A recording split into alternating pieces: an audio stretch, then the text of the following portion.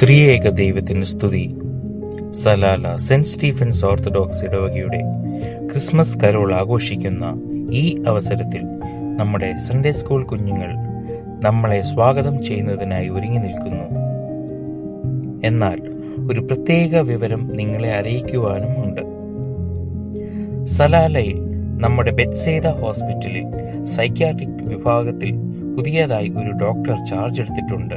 Doctor Ahana D'Souza. ആത്മീയ അരിഷ്ടതാവസ്ഥ, ആത്മീയ അധപതനം, വിവിധതരം ആത്മീയ അസ്വസ്ഥതകൾ എന്നിവയിലാണ് ഡോക്ടർ സ്പെഷ്യലൈസ് ചെയ്തിരിക്കുന്നത്.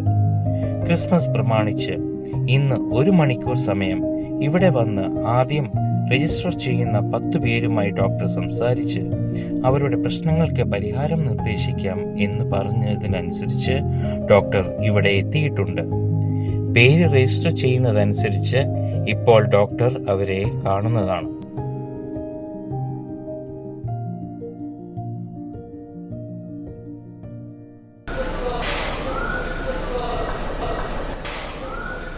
ഡോക്ടർ, പേഷ്യൻസിനെ വിളിക്കട്ടെ. Token number 1 Chinnamma. ചിന്നമ്മ,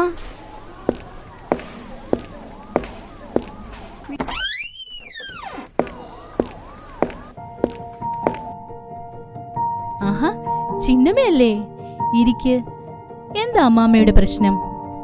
അത് പിന്നെ ഡോക്ടറെ, എനിക്ക് പള്ളിയിലും പ്രാർത്ഥനയ്ക്കും ഒക്കെ ചെല്ലുമ്പം പ്രാർത്ഥിക്കാൻ തുടങ്ങിയാൽ പെട്ടെന്ന് പ്രാർത്ഥിച്ച് തീർക്കണം എന്ന് വിചാരിക്കും. പിന്നെ ഓരോന്ന് ചിന്തിച്ചിരുന്ന് കാട് കയറി അങ്ങ് പോവും. ഡോക്ടറെ, ഇതെന്തെങ്കിലും മാനസിക പ്രശ്നമാണോ? ഇത് പ്രത്യേകിച്ച് ഒരു അസുഖമൊന്നുമല്ല. ഇതിന് പ്രാർത്ഥനാമാന്യ എന്ന് പറയും. പ്രായമായ ചില അമ്മമാരിൽ കാണുന്ന ഒരു രീതിയായത്. അപ്പൊ എനിക്ക് പ്രായമായോ? കുഴപ്പമില്ല മാമേ, പേടിക്കൊന്നും വേണ്ട. ഇതിന് മരുന്നുണ്ട്. 15 ദിവസത്തെ കാര്യമേ ഉള്ളൂ. ഞാൻ 2 ടാബ്ലറ്റ് എഴുതി തരാം. ഒന്ന് സെൽഫ് കൺട്രോള്, ഒന്ന് അച്ചടക്കം. 2ഉം ചേർത്ത് രാവിലെ എഴുന്നേറ്റാൽ ഉടൻ വെറും വയറ്റിൽ കഴിക്കണം. മരുന്ന് നിർത്തരുത്, മുഴുവൻ കഴിക്കണം. കഴിച്ചോളാം ഡോക്ടറെ. ഇപ്പോഴാ സമാധാനമായത്. ഞാനങ്ങ് പേടിച്ചിരിക്കുമായിരുന്നു. ശരി ഡോക്ടറെ, ഞാൻ പൊക്കോട്ടെ.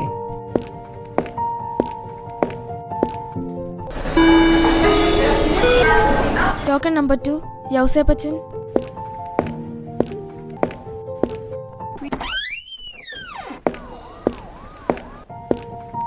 ഔസേപ്പച്ചൻ അല്ലേ? ഇരിക്ക്. എന്തു പറ്റി? എന്താന്നറിയില്ല, രാവിലെ പള്ളിയിൽ പോകാൻ ഒരുങ്ങുമ്പോൾ മുതൽ ഒരു വല്ലാത്ത അസ്വസ്ഥതയാണ്. പിന്നെ അങ്ങ് പോകും. പള്ളിയിൽ ചെന്ന് കഴിയുമ്പോൾ, പഴയ നിയമം വായിക്കാൻ തുടങ്ങുമ്പോൾ ഈ വയറിന്റെ സൈഡിൽ നിന്നൊരു കുത്തിവലിയ. സഹിക്കാൻ വയ്യ ഡോക്ടറെ. അപ്പോൾ കുത്തിവലിയാണ് അച്ചായന്റെ പ്രശ്നം. വചനം കേൾക്കുമ്പോഴാണ് അച്ചാൻ ഈ കുത്തിവലി തുടങ്ങുന്നതല്ലേ? അതെ അച്ചായ, വചനം എന്ന് പറയുന്നത് ഇരുവായി തലയുള്ള വാളാണ്. അത് സന്ധിമജ്ജകളിൽ തുളച്ചു കയറും. ആ സമയത്തായിരിക്കും അച്ചാനെ കുത്തിവലിക്കുന്നത്. ഇതൊരു മാനസിക പ്രശ്നമൊന്നുമല്ല. ഇതിന് നമുക്ക് മരുന്നുണ്ട്. ഈ വചനം എന്ന് പറയുന്നത് മായമില്ലാത്ത പാല. വീട്ടിൽ ദനഹാവെള്ളം ഇരിപ്പുണ്ടോ? ഇല്ലെങ്കിൽ അച്ഛനോട് വിവരം പറഞ്ഞു വാങ്ങിച്ചാൽ മതി. ഈ ദനഹാവെള്ളത്തിന്റെ ഒരു 2.5 മില്ലിയും വചനമാകുന്ന പാലിന്റെ ഒരു 2.5 മില്ലിയും ചേർത്ത് പള്ളിയിൽ പോകുന്നതിന് മുമ്പേ കഴിക്കണം. പിന്നെ അച്ചായനെ ആരും കുത്തിവലിക്കത്തില്ല. അങ്ങനെ കഴിച്ചാൽ മാറും അല്ലേ? മാറും. അച്ഛൻ ധൈര്യമായിട്ടിരിക്കും. എന്നാ ശരി ഡോക്ടറെ, പോട്ടെ. സന്തോഷമായി.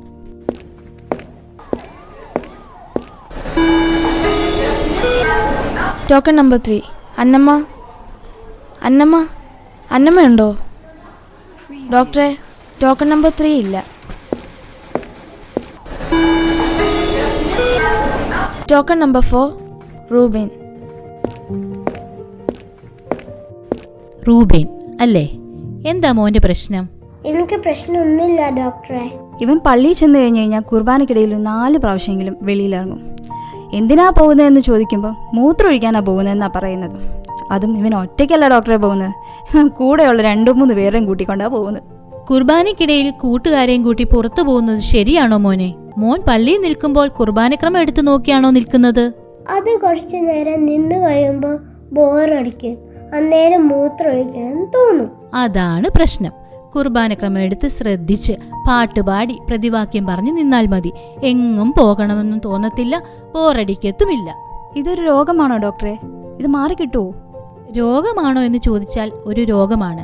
കുട്ടികളുടെ ഇടയിൽ കണ്ടുവരുന്നതാ. ഇതിന് നല്ല മരുന്നുണ്ട്. ക്രമമായി ചെയ്താൽ പെട്ടെന്ന് മാറിക്കിട്ടും.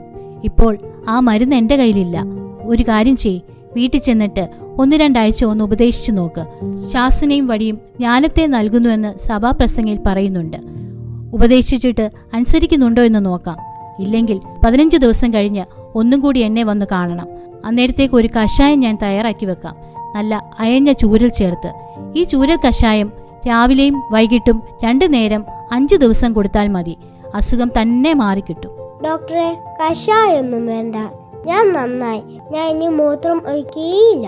എന്നാ ശരി ഡോക്ടറെ, പൊക്കോട്ടെ.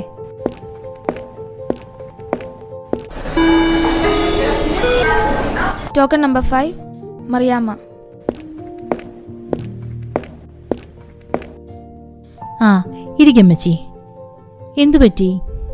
പ്രശ്നമൊന്നും ഉണ്ടെന്ന് എനിക്ക് തോന്നുന്നില്ല. പക്ഷെ എല്ലാരും പറയുന്നു എനിക്ക് സ്ഥലകാലബോധം കുറവാണെന്ന്. അതെന്താ ഡോക്ടറെ അങ്ങനെ പറയുന്നത്? ഉള്ളത് പറഞ്ഞാൽ എങ്ങനെയാ ഡോക്ടറെ കുറ്റമാകുന്നത്? ആരെ കണ്ടാലും എന്തെങ്കിലും പറഞ്ഞില്ലെങ്കിൽ നാക്കിന് വല്ലാത്തൊരു ചൊറിച്ചില. അത് വല്ല രോഗവുമാണോ? ഏയ്, ഒരിക്കലുമല്ല അമ്മച്ചി. ഇത് പ്രായമാകുമ്പോഴുള്ള ഹോർമോൺ ചേഞ്ചിൻ്റെയാ. അത് ശരീരത്തിലുണ്ടാകുന്ന ഒരു സംഭവമാ. അമ്മച്ചി പേടിക്കൊന്നും വേണ്ട. വകതിരിവിന്റെ ഹോർമോൺ കുറഞ്ഞിട്ട് അനുസരണക്കേടിന്റെ ഹോർമോൺ കൂടുമ്പോൾ ഈ ഒരു പ്രശ്നം ഉണ്ടാകുന്നത് അമ്മച്ചിയുടെ ജനറേഷൻ അല്ലല്ലോ. നാക്കിന് ചൊറിച്ചിൽ വരുന്നുവെന്ന് തോന്നുമ്പോൾ ഒരു കാര്യം ചെയ്യണം. അമ്മച്ചി ചെറിയ ബാഗ് കൊണ്ടുവരാറുണ്ടോ? അപ്പോൾ അതിൽ നല്ല ചൂയിങ്കം വാങ്ങി വെച്ചേക്ക്. എന്നിട്ട് പെട്ടെന്ന് അതിൽ നിന്ന് 2 എണ്ണം പൊളിച്ച് വായിലിട്ട് നല്ലപോലെ ചവച്ചുകൊണ്ടിരിക്കണം. നല്ല ശ്രദ്ധ വേണം. വേറെ ഒന്നും കാണാനോ കേൾക്കാനോ പോകരുത് കേട്ടോ. അപ്പൊ വേറെ മരുന്നൊന്നും വേണ്ടേ? ഒന്നും വേണ്ട. ഇതിന് ഈ എക്സസൈസ് മാത്രം ചെയ്താൽ മതി. ശരി ഡോക്ടറെ, എന്നാ ഞാൻ പോട്ടെ.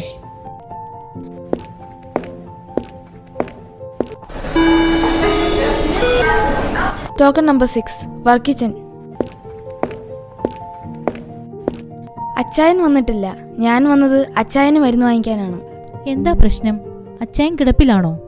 ഡോക്ടറെ, എല്ലാ കാര്യത്തിനും അച്ചായന് നല്ല ഉത്സാഹമാണ്.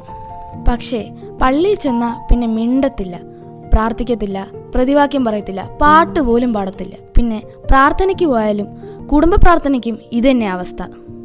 എന്താ ഡോക്ടറെ ഇങ്ങനെ? ഇതൊരു രോഗമാണോ? ഇതിന് മൗനോമാനിയ എന്ന് പറയും. പള്ളി, പ്രാർത്ഥന ഇങ്ങനെയൊക്കെയുള്ള ചില പ്രത്യേക സമയങ്ങളിലുണ്ടാകുന്ന ആത്മീയ അരിഷ്ടിതാവസ്ഥയാണ്. കുഴപ്പമില്ല, നമുക്ക് മാറ്റിയെടുക്കാം. എന്നും കുടുംബ പ്രാർത്ഥനയുണ്ടല്ലോ അല്ലേ? ഉണ്ട് ഡോക്ടറെ. പ്രാർത്ഥനയ്ക്ക് വന്നിരിക്കുമ്പോൾ എന്നെ ശക്തനാക്കുന്ന മുഖാന്തരം ഞാൻ സകലത്തിലും മതിയായവനെന്ന് 10 പ്രാവശ്യം പറയിക്കണം. അമ്മാമ്മ പറഞ്ഞാൽ അച്ചാൻ കേൾക്കുമല്ലോ അല്ലേ? ഞാൻ പറഞ്ഞ അച്ചായൻ കേൾക്കും. പിന്നെ ഈ സമയത്ത് അമ്മാമ്മയും മനസ്സിൽ പറയണം, യേശുക്രിസ്തു മുഖാന്തരം ജയം തന്ന ദൈവത്തിന് സ്തോത്രമെന്ന്. ഇത് മാറും, തീർച്ചയായിട്ടും മാറും. ഞാനല്ലയോ പറയുന്നത്? ശരി ഡോക്ടറെ, അങ്ങനെ തന്നെ ചെയ്യാം. എന്നാ ഞാൻ പോട്ടെ.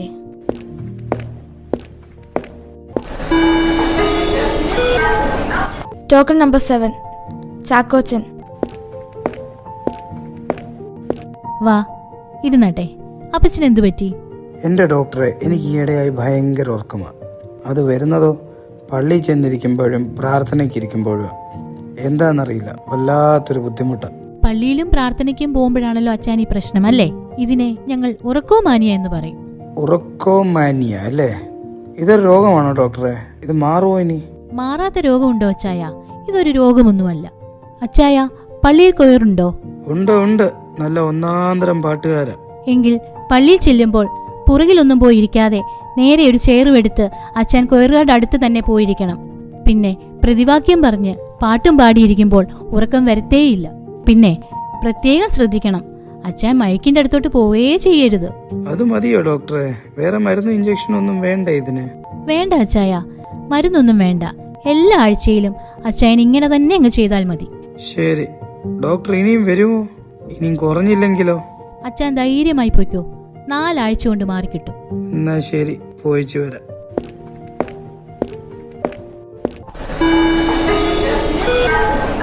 Token number 3 Annamma. അന്നമ്മ എന്താ താമസിച്ചത്? രാവിലെ കുറച്ച് ജോലി ഉണ്ടായിരുന്നു ഡോക്ടറെ, അതാ താമസിച്ചത്.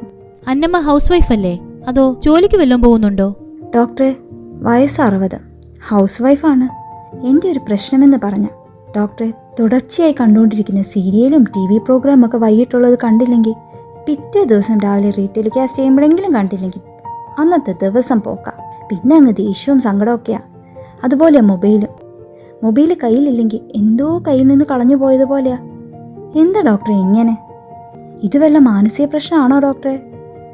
ബുധനാഴ്ചയും വെള്ളിയാഴ്ചയും പിന്നെ ഉപവാസ പ്രാർത്ഥനയൊക്കെ ഇടയ്ക്കിടയ്ക്കുണ്ട്. ഇതിനൊക്കെ പോകാനിറങ്ങുമ്പോൾ പിന്നെയും ആരോ പിടിച്ചു വലിക്കുക. വല്ലാത്തൊരു ശക്തി അത്. എന്താ ഡോക്ടറെ ഇങ്ങനെ? അമ്മാമ്മേ, ഇതിനെ ഞങ്ങൾ കണ്ണിടർച്ച എന്ന് പറയും. കണ്ണിടർച്ച എന്ന് പറയുന്നത് വല്ലാത്തൊരു പ്രശ്നമാ.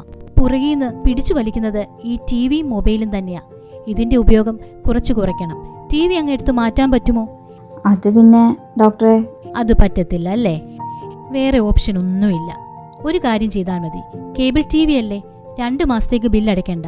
അതുപോലെ മൊബൈൽ ഒരു 2-3 മാസത്തേക്ക് റീചാർജ് ചെയ്യരുത്. അങ്ങനെ വരുമ്പോൾ രണ്ടും തന്നെ കട്ടായിക്കോളും. പിന്നെ ആ തോന്നല് താനെ മാറിക്കോളും. വേറെ ഓപ്ഷൻ ഒന്നും ഇല്ലേ ഡോക്ടറെ? അമ്മാമ്മേ, ടിവിയും മൊബൈലും ഇതിന്റെ രണ്ടിന്റെ ഉപയോഗം തീർത്തും കുറയ്ക്കുക.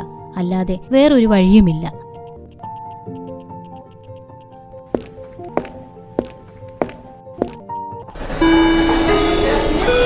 Token number 8 സൂസു.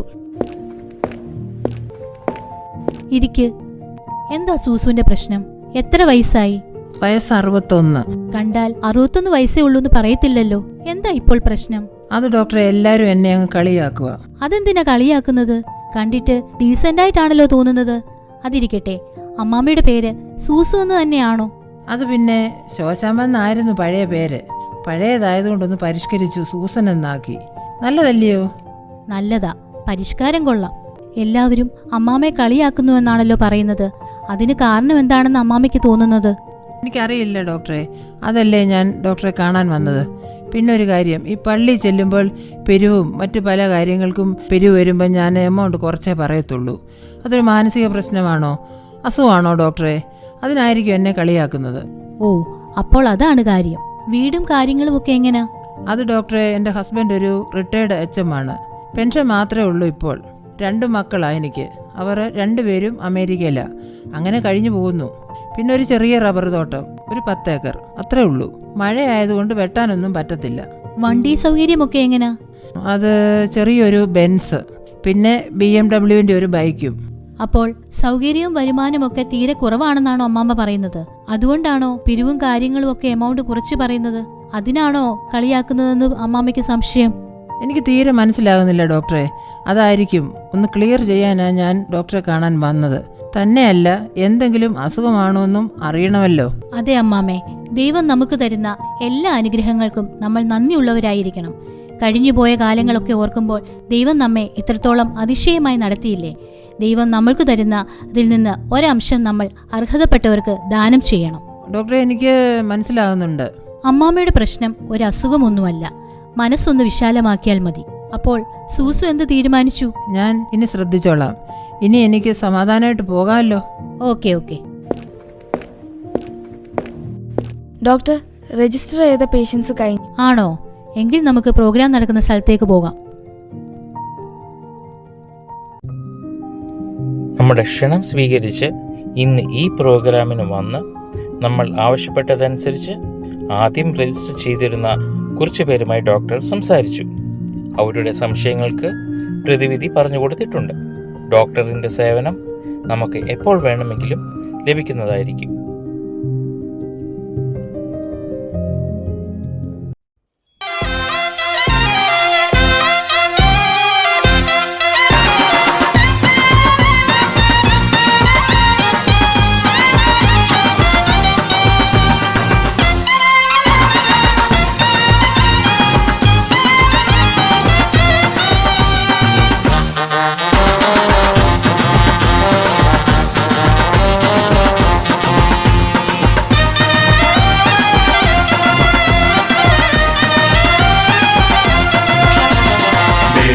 പുരിയിലായി വന്നു പിറന്നുണ്ണി യേശു ലോകപാപം നീക്കുവാനായി പാരിൽ മനുഷ്യനായി വന്നല്ലോ ഈ രാവിൽ നാഥൻ.